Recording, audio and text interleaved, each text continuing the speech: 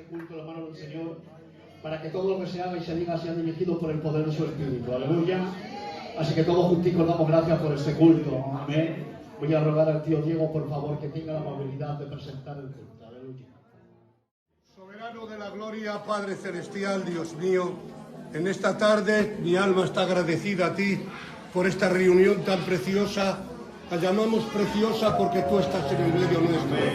Gracias, Señor, porque estamos reunidos en tu nombre. Te quiero presentar el viaje de tu siervo que viene en camino, para que lo traigas en bien, Señor, y vengas lleno de tu espíritu como ya lo has llenado, para que lo vacíe aquí con nosotros. Bendice esta iglesia, bendice este pastor, Padre. Bendice a estos jóvenes que te cantan alabanza para ti. Por favor. Ruego, Dios, que los que hemos venido, Señor, te seamos agradecidos, porque tú nos vas a bendecir. Amén. En el nombre de Jesús. Amén. Confirmamos esta oración con un fuerte gloria a Dios. Venga, esta alabanza la adoración mientras viene el hermano. Aleluya. Aprovecha para preparar tu tierra, que cada uno se preocupe de preparar su tierra en esta hora, ¿vale? Aleluya. Cierren sus ojos. Alaben y glorifiquen a aquel que vive.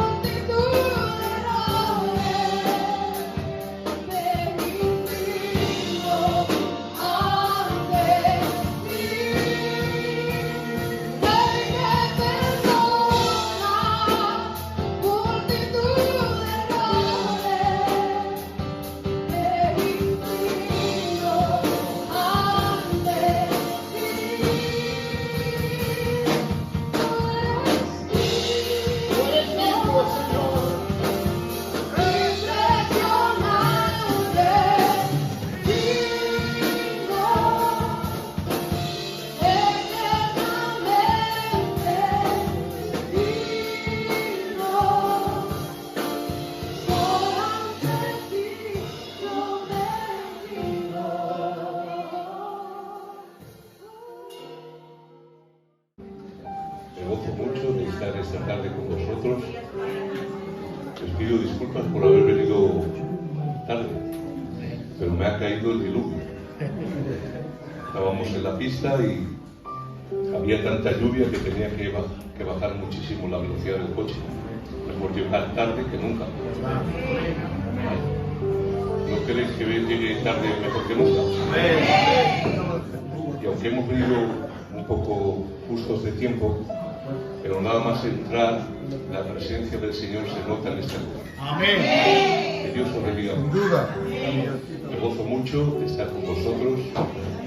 Deseo que la gracia de Jesús esté en vuestros hogares. Y os digo, me alegro mucho de verlo. Este hombre que está aquí ha sido una de las influencias más grandes que Dios ha dado o ha regalado a mi vida. Amén. Su hijo Josué. Me he criado con él. Amigo mío, Dios te bendiga. A todos, Talo, su familia, su casa. Yo me siento aquí muy feliz. Amén. Me gustaría que en esta tarde el Señor me usara con un verso de la palabra. Amén. Para hacer bien a todos. Qué bien. ¿Habéis leído la Biblia? O la sabéis de memoria, ¿no? Porque el que tienes al lado y dile, trae la Biblia al culto. Dice.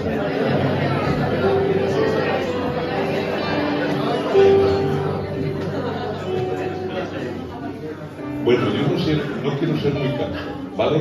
Yo voy a traer un verso, 4 conceptos, porque después creo que hay una merienda excepcional.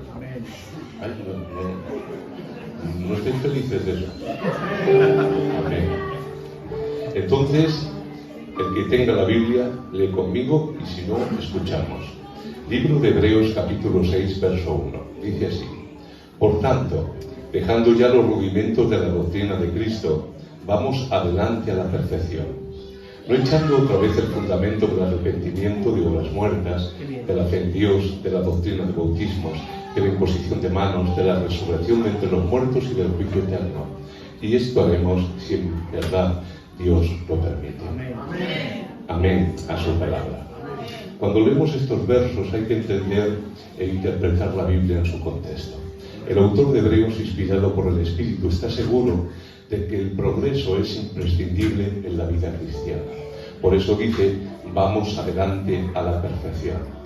Esta terminología no significa que el creyente tenga o tengamos que tener un conocimiento completo, sino se está refiriendo a una mayoría de edad en la fe cristiana. Cuando dice vamos adelante en la perfección, está implicando 2 verdades. La primera, es algo que tiene que ver con la mente. Quiere decir que conforme una persona va avanzando en edad, debe de tener una comprensión más profunda de la fe cristiana. Y esto es imprescindible. Imaginaos que mañana os invitan a comer a un yate. Así me gusta, que me apoyéis. ¿Os parece bien un yate, una buena comida? Y cuando estás en el yate, de repente el capitán del barco te dice: Tevi, ve a la proa, coge el cabo y ata el trinquete. Y dices tú, válgame Dios, me está hablando el lengua. No lo entiendes, ni tú ni yo, que lo acabo de decir. ¿Por qué? Porque dentro de los barcos hay una terminología específica que cuando se usa, el que es neófito no la conoce. Cabo, trinquete, babor, estribor, no sabemos de qué habla. Claro, es normal. Como es normal que usted se acabe de convertir y le empiecen a hablar de unión hipostática, soteriología y sobre todo lo que acaba en gía, escatología y mitía. Y usted dice, válgame Dios, este gitano, ¿de qué está hablando? Entonces es normal que un recién convertido, esa terminología técnica de aquello que estamos hablando, no lo entendamos. No entendemos esa terminología. Pero tampoco es normal que usted viva en un yate durante 10 años y le digan, ve a proa, coge el cabo y ata el trinquete, y usted no lo sepa. Amén. No es normal eso. Amén. Claro. Es normal en una persona que es neófita, que es nueva. Pero si después de 10 años a usted le están hablando terminología bíblica y a usted le suena chino, usted tiene un problema. Y el problema es que usted no se ha preocupado de saber lo que usted debe de saber. Porque aquí no venimos a entretenernos. El Evangelio implica la salvación del alma. Entonces, todo lo que sea para salvación de mi vida, debo de estar implicado y preocupado. Hay cosas que no se pueden dejar a terceros. Hay cosas que debemos de realizar nosotros mismos. Y yo esto hubiera dicho un amén. Por lo tanto, cuando el autor dice vamos adelante en la perfección, está implicando algo que tiene que ver con la mente. Una persona que ha avanzado en la edad debe de tener una comprensión más profunda de la fe cristiana. No significa que te vuelvas un teólogo o una teóloga, pero sí significa que te tienes que preocupar de todo aquello que esté en tu mano de saber. Y segundo, que conforme uno se va haciendo mayor y debe de pasar tiempo en el Señor, debe de haber en su vida cada vez más reflejo de Cristo en él. Todo lo que hacemos, sintetizando, el venir al culto, el cantar alabanzas, el predicar la palabra, el estudiar, orar, ayunar, etc., todo tiene un objetivo: que el Espíritu Santo produzca en nosotros la imagen de Jesús. Simplificando, que hoy te parezcas más a Jesús que ayer. Si hoy no te pareces más a Jesús que ayer, hoy ha sido un día perdido. Y ahora dices, ¿para qué vino el Espíritu a mí? Para hablar en lenguas, es bonito y es bueno, pero no es lo más importante. Es para imprimir en tu vida el carácter de Jesús. Gloria. Eso es lo más importante. Por eso Pablo, entre los dones, capítulo 12 y 14 del libro de Primera de Corintios, habla de la preeminencia del amor. Qué bonito. Porque si yo hablara lenguas humanas o angélicas y no tengo amor, de nada me sirve. El carácter de Él debe de ser patente en nosotros. Por eso las alabanzas, su palabra, la obra interna del Espíritu, la oración, el ayuno, el congregarnos, todo eso son medios de gracia que utiliza el Espíritu Santo para ir tallando en nuestro interior la efigie de Jesús. Qué bien. Amén. Qué bien. Por eso la vida cristiana es un trabajo del Espíritu en nosotros para que cada día seas menos tú y más Él. Qué bien. Entonces, ¿qué pasa? Que estos lectores de la epístola de Hebreos, por tiempo y enseñanzas, deberían haber estado en un nivel de comprensión tal como para ya ser maestros. Sin embargo, tanto por el tiempo transcurrido como por las enseñanzas recibidas, no habían aprovechado ni el tiempo ni la calidad de lo que le habían transmitido. Por eso dice unos versos anteriores, capítulo 5, verso 12, porque debiendo de ser ya maestros, tenéis necesidad de que se os vuelva a enseñar cuáles son los primeros rudimentos de la palabra de Dios. Gloria. Tenéis necesidad de leche y no de alimento sólido. Gloria. Cuando un creyente se convierte al Señor, no creas que Dios quiere que nada más convertirte seas una persona madura. Ese no es el plan divino. Por eso dice Pedro, desear como niños recién nacidos la leche espiritual no adulterada, para que por ella crezcáis para la salvación. Qué bien. No se queja Dios de que un recién nacido sea niño. ¿Qué te crees? ¿Que Dios quiere que según nazcas tengas bigote ya? Un niño con bigote no me gusta. No sé si os habéis fijado, pero hay niños que cuando les ves ya parecen una persona mayor. El niño tiene que ser niño. Muy bien. De acuerdo. Y el Señor no se queja de ello. Pero hay un tiempo de nacimiento y de desarrollo. Qué bueno. Por eso, en los Corintios capítulo 3, dice Pablo, no se quejan de que sean niños, sino, debiendo de ser ya adultos, comer alimento sólido, tenéis necesidad de leche. Yo no veo normal que un niño de 14 años tome biberón. Verdad. Amén. Si tú lo ves normal, yo no lo veo normal. Amén. Todo tiene un proceso. Amén. Y eso es lo que le pasaba a estos lectores de Hebreos. Debiendo de ser ya maestros por el tiempo transcurrido y las enseñanzas recibidas, todavía tenían que beber leche. Y eso es una pena. Verdad. Es una pena negarse a crecer. Amén. Gloria. El mundo de nunca jamás es muy bonito en la ficción y en los dibujos animados, pero en el mundo real no es viable. Claro. Gloria a Dios. No podemos querer ser Peter Pan y desear ser eternamente niños. Amén. Amén. Hay un momento en que hay que dejar lo que es de niño para tomar la responsabilidad de hombre. Amén. Y vuelvo a decir, en ese mundo ideal, Peter Pan quería ser niño eternamente, pero no se puede, hermanos. Qué De bien. acuerdo. Tenemos que aceptar la realidad que los años pasan y tomar las responsabilidades que la vida nos entrega en la mano. Amén. Amén. Sigue diciendo el autor, no echando otra vez el fundamento del arrepentimiento de obras muertas, de la fe en Dios, etc.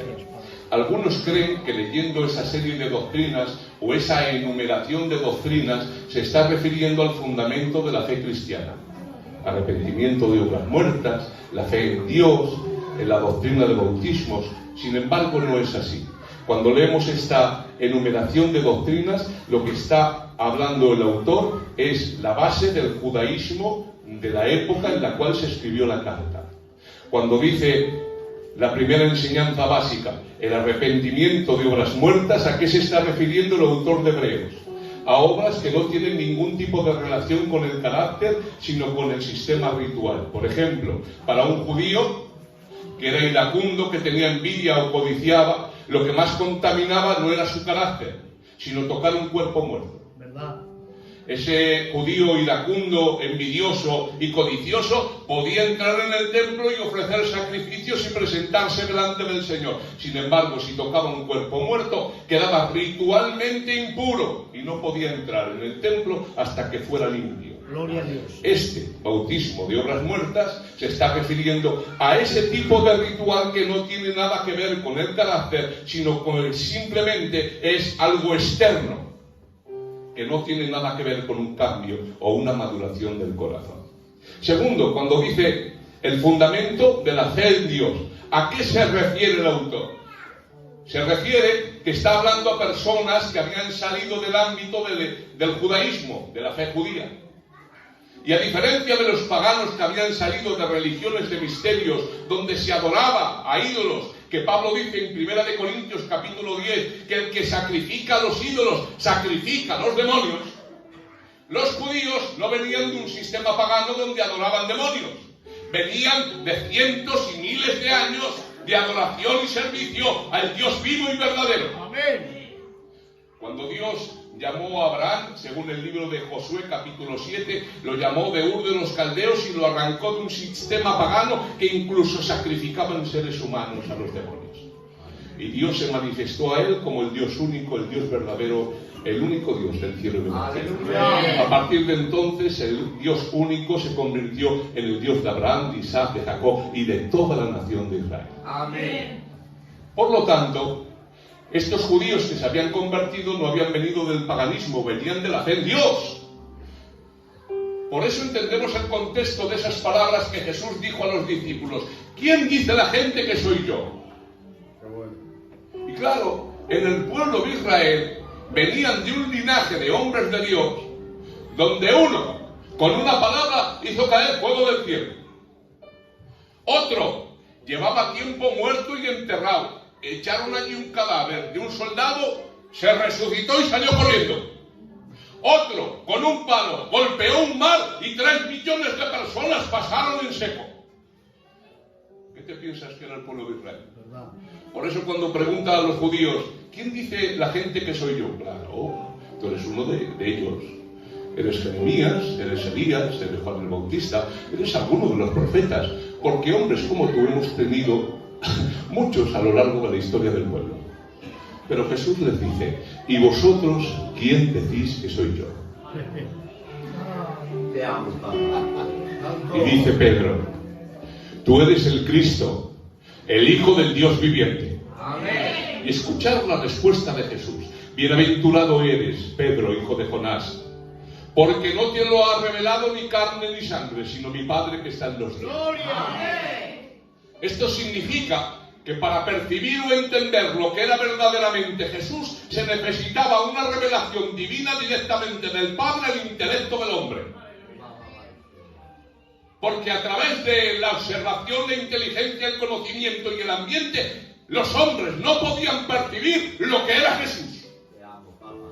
Porque cuando el Verbo tomó naturaleza humana, sin dejar de ser Dios ni perder ninguno de sus atributos, amén, el Verbo añadió la humanidad a la divinidad. Amén. Amén. Gracias, Padre. Es como que yo, siendo quien soy, cojo la botella. No dejo de ser lo que es, pero he añadido esto a mi persona. Jesús no era un Dios rebajado, tampoco fue un hombre divinizado, pues las naturalezas son perfectas y no se pueden mezclar. Era 100% hombre, pero también 100% Dios. Amén. Significa que mientras estuvo en la tierra, su carne velaba la gloria inherente del Verbo. No se podía ver lo que había detrás. ¿Por qué? Porque dice la Biblia que Jesús, cansado del camino, se sentó. Jesús, el Verbo, cansado, se sentó. Sin embargo, los salmos dicen, ¿por qué aquí que Jehová nunca se cansa? Y Jesús tuvo sed, aquel que era el agua de vida. Y Jesús tuvo hambre, aquel que era el pan vivo que descendió del cielo. Y Jesús se durmió y los discípulos le veían. Pero dicen los salmos, pero que he aquí que el que duerme, Jehová, nunca duerme. Jehová nunca duerme. ¿Y qué pasa? Que veían a Jesús, que se dormía, que cansaba, que tenía necesidad de comer, de beber. Se necesitaba una revelación divina, porque lo que tú veías no podía traspasar el velo de la carne. Solamente sucedió una vez, cuando subió al monte de la transfiguración. Y dice la Biblia que se metamorfoseó delante de ellos. Significa el cambio que efectúa una crisálida o una oruga cuando metida en la crisálida se metamorfosea en una mariposa. No es un cambio de fuera adentro. Esto significa que el gusano no se pega alas, sino que es un cambio de dentro hacia afuera. Y dice la Biblia, se transfiguró. Y durante unos segundos, un ratico, el Señor permitió que se abriera un poquito el velo de su carne, se abrió la cortina y los hombres pudieron percibir quién era Él. ¿Y qué vieron? Sus ropas se volvieron blancas como la luz y su rostro más resplandeciente que el sol. Y vio a Moisés y Elías, la ley y los profetas. Y cuando Pedro ve esto dice, hermanos, es muy bueno que nosotros estemos aquí. Hagamos 3 enramadas, que traducido es, vamos a meter aquí 3 tiendas de campaña, una para ti, otra para Moisés y otra para Elías, y aquí nos quedamos a vivir.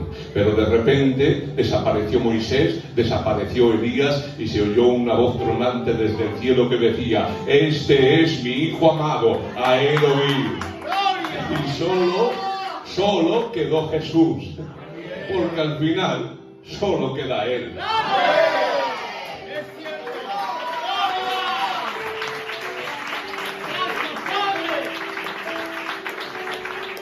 Por eso dice la Biblia, tener o tengamos este mismo sentir que hubo en Cristo Jesús, el cual siendo en forma de Dios, en naturaleza de Dios, que no tenía nada que envidiar a Dios, porque es Dios de forma natural, dice, no estimó el ser igual a Dios como cosa que aferrarse, sino que se despojó ¿de qué? De su gloria, no de sus atributos. Y se hizo un hombre como nosotros. Y estando en la condición de hombre, obedeció en todo a Dios. Tanto es así que dice la Biblia que fue obediente hasta la muerte y muerte de cruz. Por lo cual el Padre le ha dado un nombre que es sobre todo nombre, para que en el nombre de Jesús se postre toda rodilla, de los que están en el cielo, en la tierra y debajo de la tierra. Toda lengua confiese que Jesucristo es Kyrios, Jesucristo es el Señor, para la gloria del Dios Padre. Y ahora entendemos el pasaje de la fe en Dios. Por eso Jesús les dijo, ¿creéis en Dios? Es normal, venís de una generación, de cientos de generaciones que han tenido la fe en Dios, pero les dice, creer también en mí. Creer que yo soy el Mesías profetizado, creer que yo soy el enviado de Dios para salvar a todos los hombres. Durante cientos de años habéis creído en el único Dios verdadero, pero creer ahora en mí, que yo soy el Cristo, el Hijo del Dios viviente. ¿Ves? Es una transición de la fe del Antiguo Testamento a la revelación de fe del Nuevo. Del sistema judaico a la nueva verdad revelada en la persona de Jesús. Cuando sigue escribiendo el autor de Hebreos, no echando otra vez el fundamento de los bautismos, no está hablando de pasarse por las aguas, sino de los ritos de limpieza judíos, que a través de bautismo, limpieza y oblaciones se presentaban limpios ritualmente para hacer las cosas delante de Dios. Cuando habla de la doctrina de la imposición de manos, no está hablando de que el pastor te ponga las manos, sino la imposición de manos en una práctica judía en la cual, cuando se tenía que ofrecer una víctima en el templo o en el tabernáculo, el ofrendante de forma simbólica, no real, simbólica, ponía las manos sobre la víctima, como una transmisión simbólica de los pecados y de la culpa del ofrendante a la víctima inocente, y después esa víctima era sacrificada. Cuando habla de la doctrina de la resurrección de los muertos y del juicio eterno, estas dos doctrinas ya fueron enseñadas en el Antiguo Testamento, pero bajo el cristianismo estas doctrinas fueron explicadas y ampliadas a la luz de la revelación del Evangelio de Jesucristo. Entonces no está hablando aquí de doctrinas de fundamento cristianas, sino doctrinas fundamentales del concepto judaico. ¿Qué pasaba? ¿Por qué habla esto el autor de Hebreos?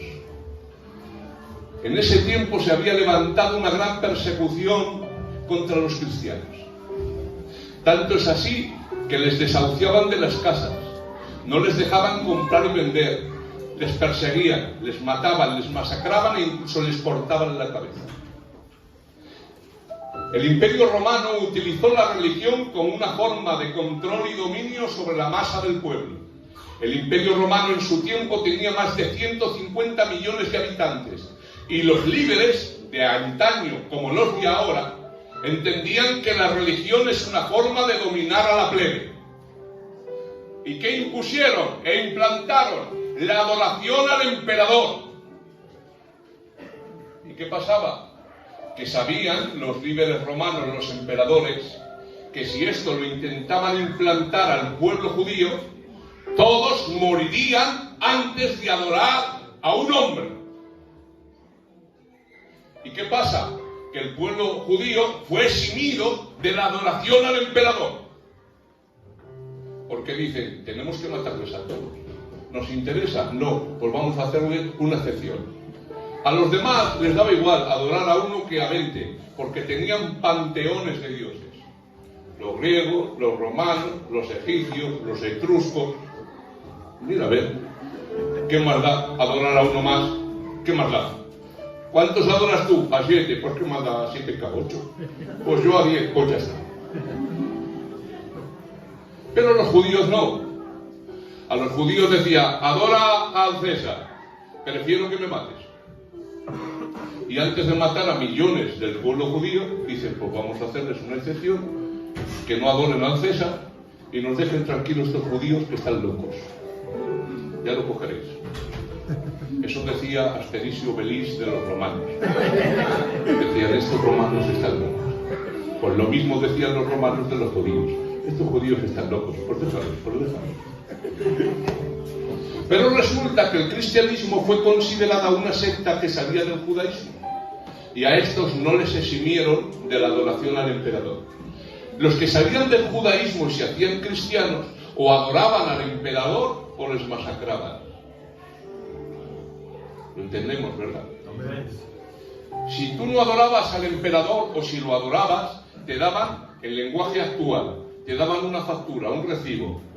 Entrabas, adorabas al César y te daban un recibo. Y con ese recibo ibas al mercado y comprabas para comer o vendías. ¿Lo entiendes? Si no tenías ese recibo, ibas al mercado y no te vendían nada.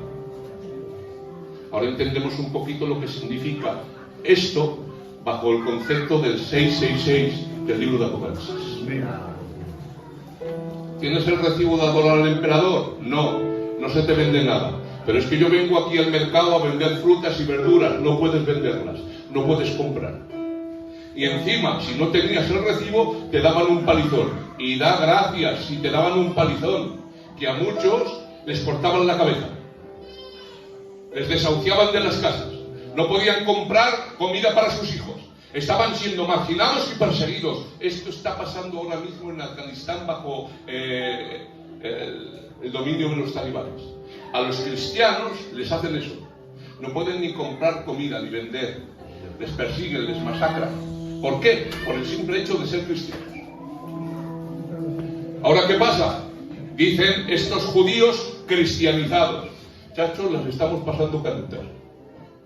No podemos comprar para comer, no podemos vender, nos tiran de las casas, nos persiguen y a muchos de nosotros nos están matando. Pues ya sé, como compartimos el fundamento de doctrina entre los judíos y los cristianos, la fe en Dios, la imposición de manos, todas estas doctrinas son muy parecidas y el cristianismo es una evolución del judaísmo, vamos a volvernos de nuevo al judaísmo. Nos volvemos al judaísmo, nos vamos en vez del culto a la sinagoga. ¿Y qué más da, chacho? ¿Y qué más da? Si el mismo Dios que adoran en el culto es el Dios que adora al pueblo de Israel, que ellos han tenido una evolución más. una actualización del sistema operativo, pues quitamos la actualización y volvemos al Windows XP. No es tan moderno como el actual, pero bueno, vamos tirando. Quitamos la actualización y al volvernos judíos ya no nos persiguen estos romanos que están locos. Pues chacho, ¿qué más da? Todo el Antiguo Testamento, ¿quién lo escribió? Ay, no me ayudáis. ¿No fueron israelitas? Ay, ¿sí o no? ¿Sí o no? ¿Qué leían los apóstoles? Si todavía no estaba el canon del Nuevo Testamento. La Biblia, el Antiguo Testamento. Cuando Pablo dice a Timoteo, porque él es sabio en las Sagradas Escrituras, ¿qué leía Timoteo? El Antiguo Testamento. Muchachos, ¿qué más da? En vez de ir al culto, nos vamos a la sinagoga. Leemos los libros mismos. Son doctrinas parecidas. Pero había un problema. Y es que cuando alguien quería volver a entrar a la sinagoga, los judíos les obligaban a hacer 3 cosas para ser readmitidos. Primera, tenían que negar públicamente delante de todos de que Jesús era el Hijo de Dios. Segunda, tenían que declarar que la sangre que vertió Jesús en la cruz del Calvario fue justificada absolutamente porque era un malhechor. Y tercero, tenían que confesar y atribuir que todos los milagros y señales que hizo Jesús en su vida no fue por mano del Espíritu Santo, sino por la influencia de los demonios. Es lo mismo que dijeron los fariseos de Jesús al ver las pruebas indubitables de los milagros de Cristo. Al no tener salida, dijeron: por Belcebú, príncipe de los demonios, echa fuera a los demonios. Y ahora nos encontramos con un panorama que los cristianos judíos, buscando huir de la persecución, los problemas, la tribulación y la dificultad, quisieron volver bajo los auspicios del judaísmo y tenían que negar que Jesús era el Hijo de Dios, declarar que su sangre fue justamente derramada como la de un malhechor y atribuir todos los milagros no al mover del Espíritu Santo, sino a la operación de demonios.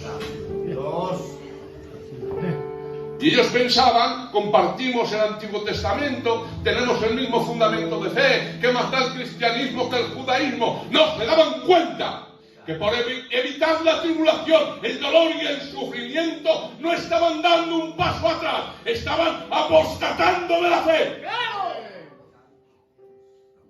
¿Y qué pasa con las personas que hacen esto? ¿Qué les sucede? Que por evitar el problema apostatan de la fe. Dice el autor del libro de Hebreos capítulo 6 verso 4: porque es imposible que los que una vez fueron iluminados y gustaron el don celestial y fueron hechos partícipes del Espíritu Santo y gustaron de la buena palabra de Dios y de los poderes del siglo venidero y recayeron, es imposible que sean otra vez renovados para arrepentimiento. Este texto es muy controversial y es muy complicado de entender. Si usted es reformado calvinista, la interpretación que da el reformado calvinista es que estos personajes de Hebreos nunca fueron salvos, porque al apostatar, el salvo siempre es salvo, y si han apostatado es que nunca fueron. Pero nosotros no creemos eso. Filadelfia es una denominación pentecostal clásica, arminiana, wesleriana, pretribulacional, dispensacional. Nosotros no somos calvinistas, aunque hay alguno, pues que sí, ya lo cogeréis. Pero nosotros no creemos en el calvinismo. El salvo siempre salvo no lo compartimos. Nosotros creemos que la persona puede apostatar de la fe, romper su vinculación con Cristo y secarse como un pámpano se seca cuando es cortado, y se impide que la savia verdadera de la buena vid pase por dentro. Amén. Entonces, ¿cómo interpretamos este pasaje? Si usted es arminiano clásico, el arminiano clásico dice que es verdad, eran salvos, eran cristianos reales y verdaderos, porque pueden ustedes leerlo. Mirad lo que dice: fueron iluminados, gustaron del don celestial, partícipes del Espíritu Santo, disfrutaron de los poderes del siglo venidero. Si eso no describe a un creyente real, pues dime tú que lo describe. Y no digáis amén.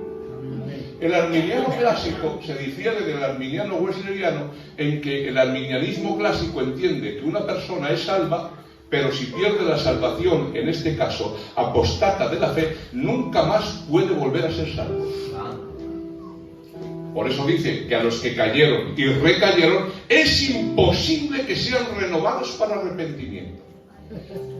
En el año 1906, en la ciudad de Los Ángeles, en la calle Azusa, el pastor Seymour empezó a predicar, y de ahí nació lo que nosotros conocemos como el movimiento pentecostal clásico, que venía del movimiento de santidad de Wesley. Es por esto que nosotros no somos arminianos clásicos, sino arminianos wesleyanos.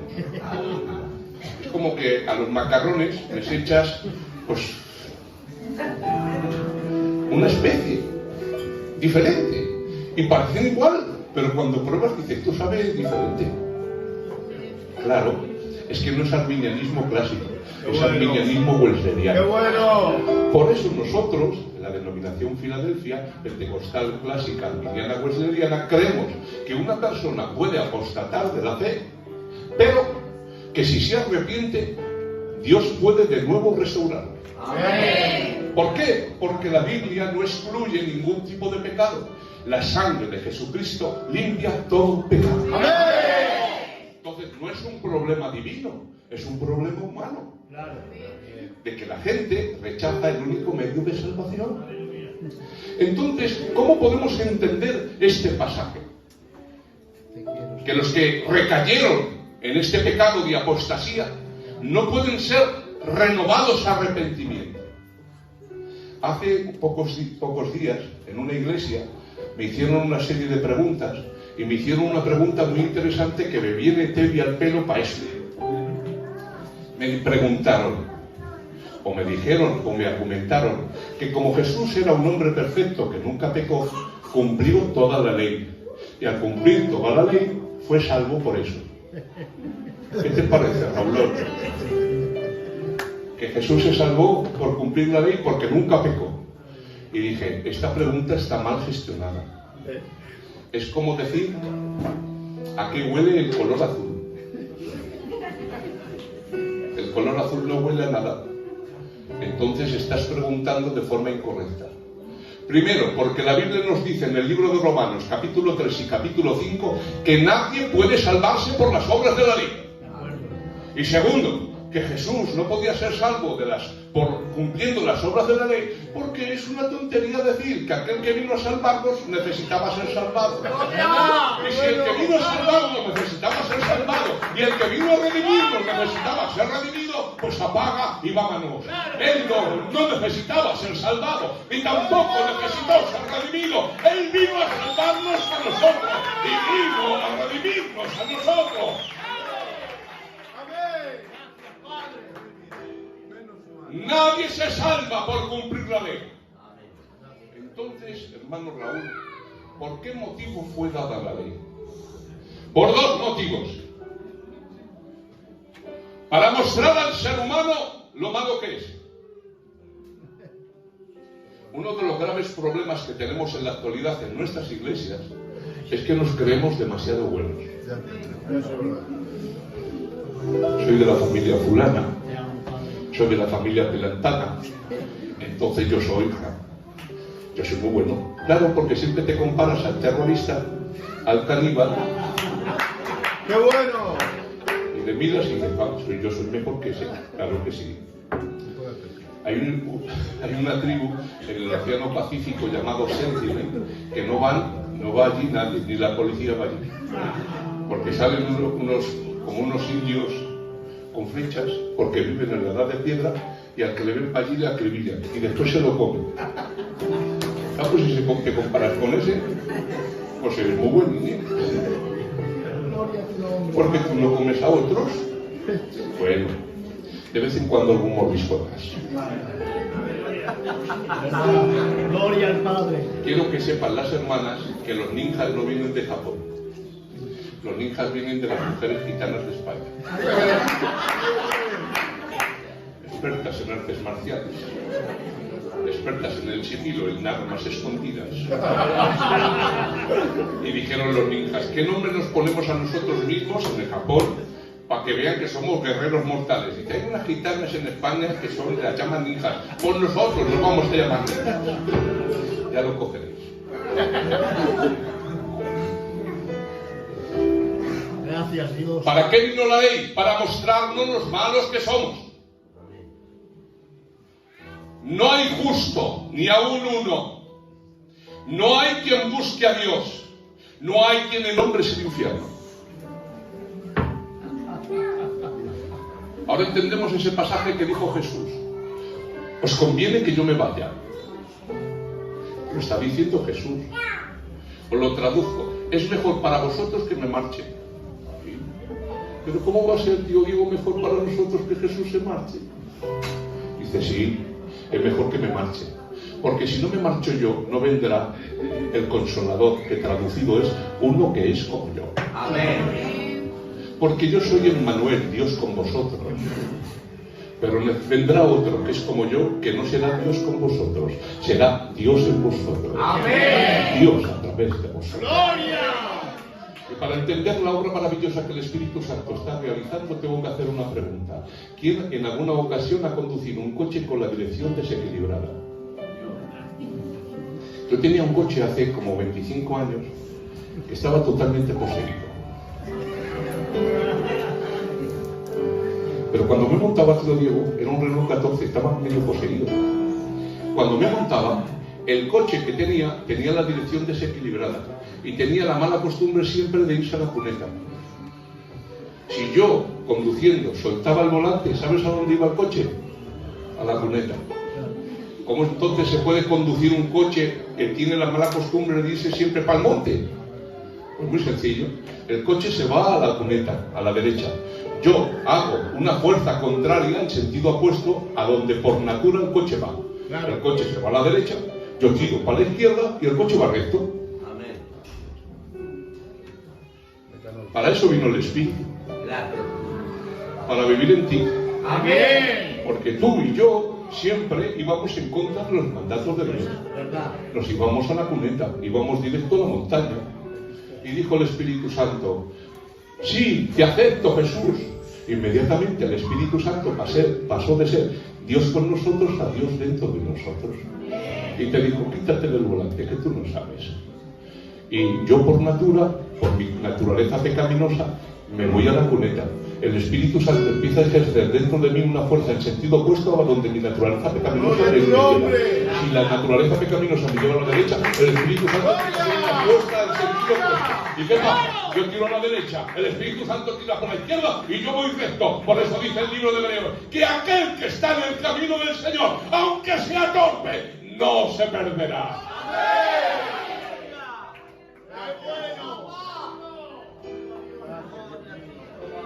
Gracias, Padre. Entonces, ¿qué pasa? La ley no tenía poder para cambiarnos. Simplemente te decía lo pecador que eras. Por eso dice Santiago que la ley era un espejo. Algunas hermanas dicen en la actualidad, cuando se ven sus fotos en las redes sociales, dice, Alma, si estoy más guapa ahora que hace 10 años. Normal. Un filtro más y filtras el agua del mar.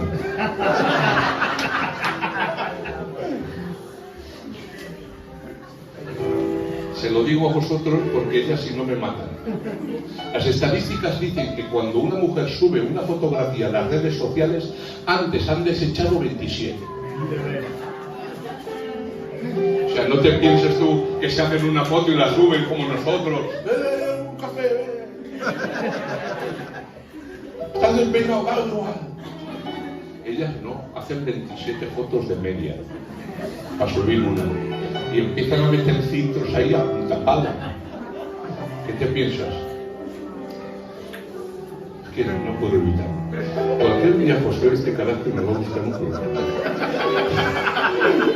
Gloria a tu nombre. Pero ahora la ves en la red social. Los ojos como tazones de café con leche. Esa raya que se hace de día sin capturarse.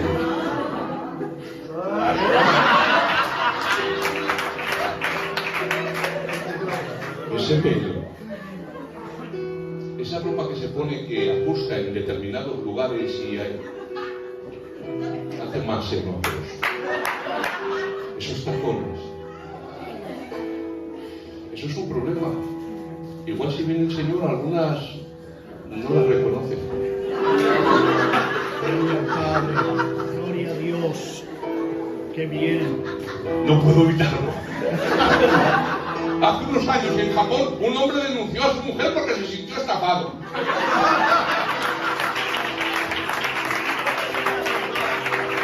Ha estado durante un tiempo charlando con ella con las redes sociales. La ha visto con un pelo, la ha visto con unos ojos, con unas pestañas, teniendo de más en algunos sitios y de menos en otros. ¡Ah, qué guapa! Se ha casado. Al día siguiente se ha quitado todo lo artificioso que llevaba.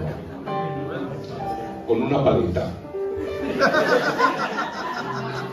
Se ha quitado las pestañas, las lentillas, las extensiones. Aquella ropa que daba de más y esa ropa que aparentaba de menos, los tacones. Cuando la ha visto por la mañana, la ha denunciado.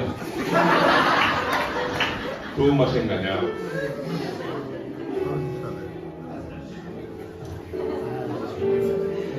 Ojalá los espejos de casa tuvieran filtros. Tío Diego, cuando me levanto por la mañana, lo primero que voy es a lavarme, porque no tengo la capacidad de verme a mí mismo. Pero el espejo tiene la mala costumbre de decirme la verdad de cómo soy. ¡Qué bueno! ¡Qué bueno! Y ahora voy delante del espejo y digo, ¡válgame Dios, qué mal me quedaba! Y ahí no hay filtros, ahí no hay apariencia. El espejo es la ley y me dice, Raúl, no te puedes salvar. Estás muy sucio, eres muy pecador. Gloria a tu nombre. ¿Y qué hizo Dios? ¿Nos dejó ahí? No. La Biblia nos dice en el libro de Gálatas capítulo 3 que la ley no solamente fue manifestada al hombre para revelar la inherente maldad del ser humano. Le fue dada la ley para llevar al hombre a un callejón sin salida. Para mostrar al hombre, no te puedes salvar a ti mismo.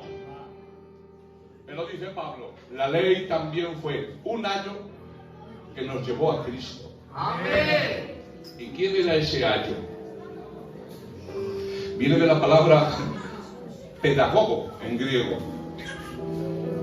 Los que tenían dinero en el Imperio Romano contrataban a un esclavo que enseñaban a los niños los rudimentos del comportamiento. Porque los niños pequeños no chanelan. Ven un enchufe, quieren meter los dedos en el enchufe. Ven lejía, se la quieren beber. Ven una mesa, la muerden. Yo he llegado a ver mordiscos en un jamón. Y dices, ¿cómo pueden morder alguien un jamón? Mis hijos.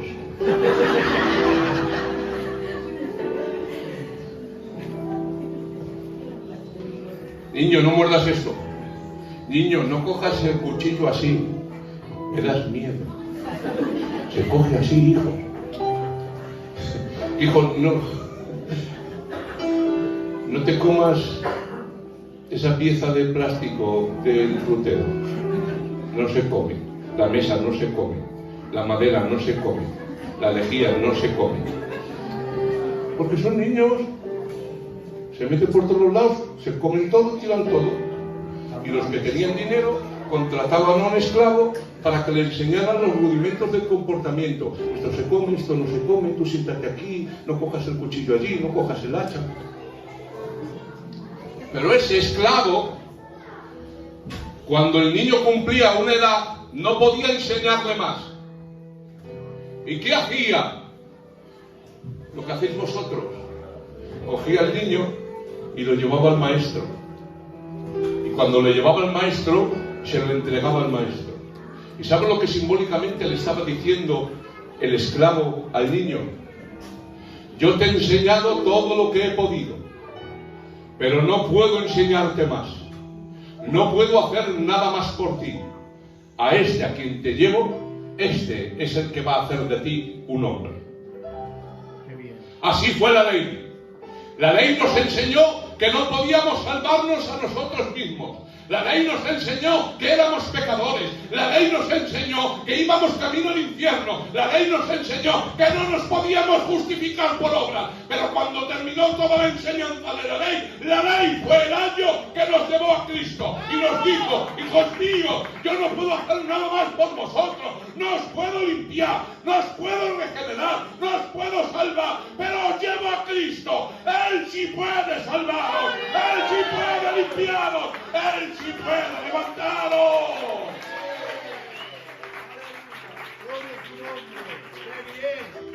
Cristo es nuestra esperanza.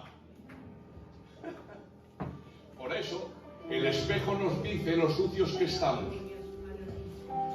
Pero cuando miramos hacia abajo, hay un lavacro con agua y jabón.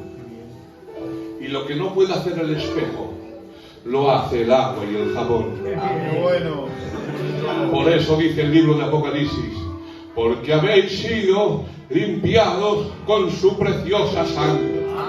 La ley nos acusaba, la ley nos condenaba, la ley nos separaba, pero hay una sangre que clama mejor que la de Abel. Aquel que fue muerto e inmolado desde antes de la fundación del mundo. Su sangre tiene poder para limpiarnos. Su sangre tiene poder para salvarnos. ¿Y qué pasa? Que estos hombres, para evitar la tribulación momentánea de la persecución, rechazaron aquel que era el único método de salvación. ¿Y cómo se va a salvar a un hombre si no está Jesús de por medio? Imposible. Así es. Ahora entendemos ese pasaje. Porque no hay otro nombre dado a los hombres por medio de quien podamos ser salvos. Y entendemos este pasaje. Yo soy el camino, la verdad y la vida, y nadie va al Padre si no es por mí. Parafraseando este verso, yo soy el camino verdadero que lleva a la vida. Nadie puede encontrarse con el Padre si no es a través de mí. Ahora entendemos ese pasaje cuando una jovencita poseída por un espíritu de Pitón del oráculo de Delfos empezó a decir en Filipos, señalando a Pablo y a Bernabé: escuchad a estos hombres, porque traen un mensaje de salvación. Y cansándose Pablo, después de varios días, reprendió al demonio y le echó del cuerpo. ¿Por qué haces eso, Pablo? Si esa niña o esa joven hacía ganar mucho dinero a sus amos a través de la adivinación, el Señor reprenda al diablo. Amén. Lo digo aquí para que lo sepas, el diablo no lee el futuro, no sabe el futuro. Amén. El diablo no te lee la mente. Amén. El diablo no te puede maldecir ni echarte brujería. Amén. Porque donde está el Espíritu del Señor, ¿cómo va a tener poder? Cacho de demonio. Tú le perteneces a Cristo. Tu hogar le pertenece a Cristo. Tu matrimonio le pertenece a Cristo. Solo Dios conoce el pensamiento del ser humano y solo Dios conoce el futuro. ¿Por qué no has permitido que ese demonio siga diciendo que aquí estos hombres os predican el camino de salvación? ¿Por qué permites que quite esa influencia benéfica para que reciban lo que tú estás predicando? Porque cuando vamos a los originales, esta niña no decía ¿por qué aquí que estos hombres predican el camino de salvación? Lo que esta niña decía poseída es porque estos hombres predican uno de los caminos de salvación. ¡Gloria a Dios! Uno de tantos, que es la enseñanza actual del ecumenismo. El budismo salva, El hinduismo salva, el judaísmo salva, la Iglesia Católica Romana salva, la Ouija salva, y da igual la religión que tú tengas, porque todos los caminos conducen a Dios, pero eso es mentira. Solo hay un camino, solo hay una verdad, y solamente hay una vida, el cual es Jesús.